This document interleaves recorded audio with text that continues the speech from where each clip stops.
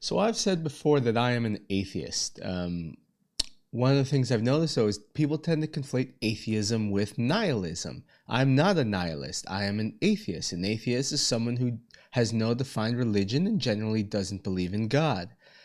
Now, there are things I do believe in. I do have beliefs. I believe in economics and I believe in objective morality. An atheist does not believe in objective morality. And the difference between someone like me and someone who's on the left is people on the left believe in something called subjective morality. I do not believe in subjective morality.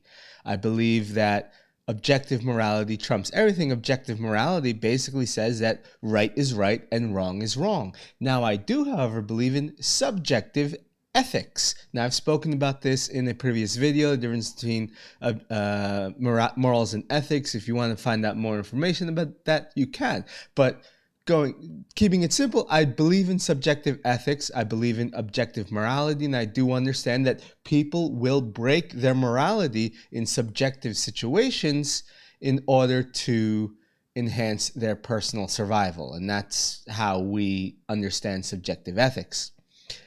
But morality is pretty simple. It says that right is right, wrong is wrong, truth is truth.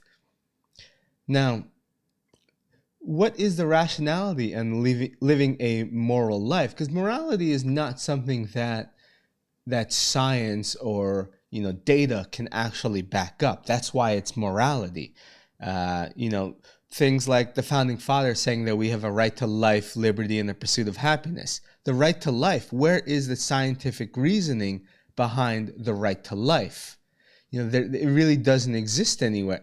People know that you have a right to life simply because we know generally that murder is wrong, that you have a right to live. There's no reason behind it, behind something greater than yourself, some sort of objective morality. That's what objective morality is.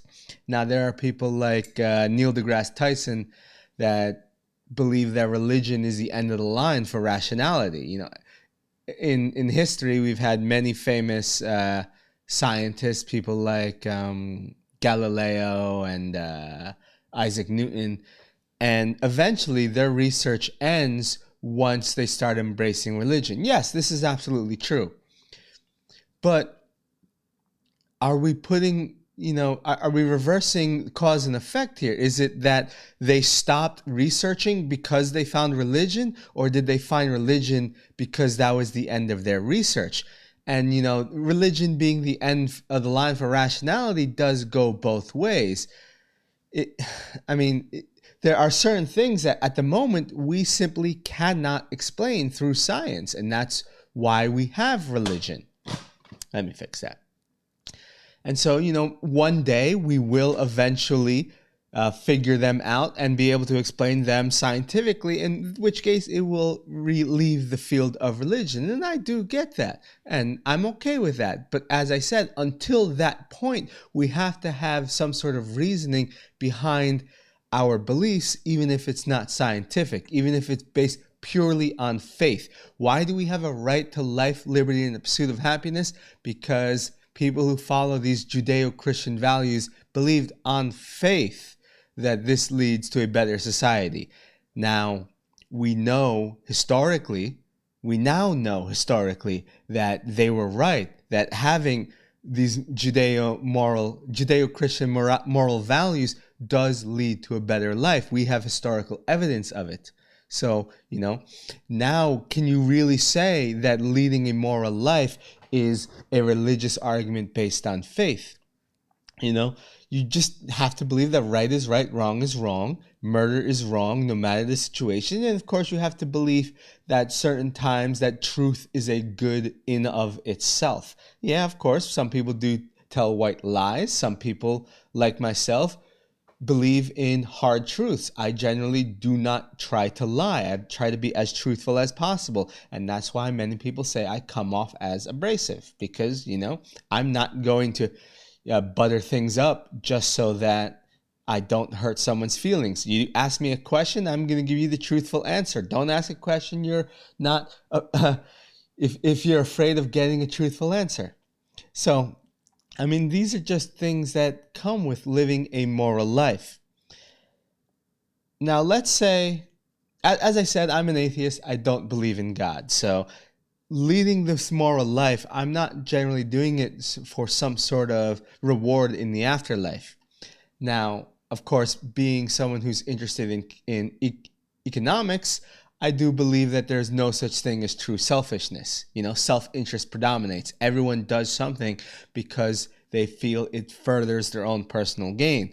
So a lot of religious people, they will do things where they give to others, and they say they're selfless about it. I don't believe that. They're not selfless. They believe that they will get a reward for it. Even if it's not in this life, they'll get it in the afterlife. No matter what, there is no actual selflessness in society. Self-interest will always predominate. But like I said, I don't believe in an afterlife. So why do I live a morally righteous life, what many people would consider a Christian life? Well, it's actually really simple. And there's a rationale behind it. And it's one that, it's not a perfect rationale, but it's a rationale that I can see other people getting behind, and it's simple. What if I'm wrong?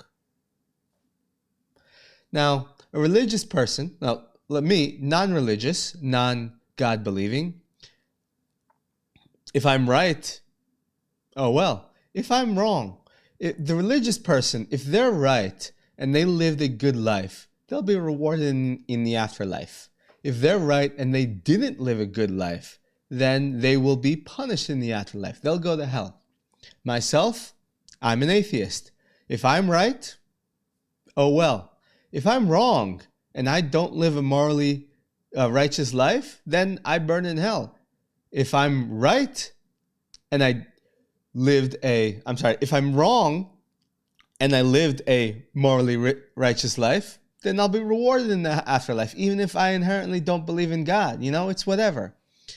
But if I'm right, and God doesn't exist, and there is no afterlife, and I lived a moral life, what's really the downside? Did I waste my time?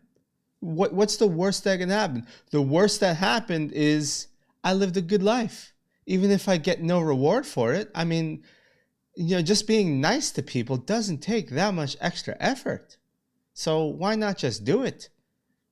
And call it hedging your bets, whatever. I don't believe in God, I don't believe in religion, but it doesn't really hurt me at all living a Christian life, living not really a Jewish life, because keep it simple. I grew up in a Reformed Judaism neighborhood, and I think Reformed Judaism is basically cancer. It's basically communism, pretending to be Judaism. So I would say that I'm much more Christian than I am Jewish.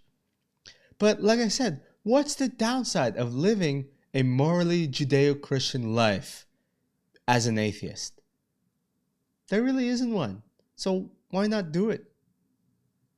So anyways, as I said, believe in objective morality, because you have to believe in something.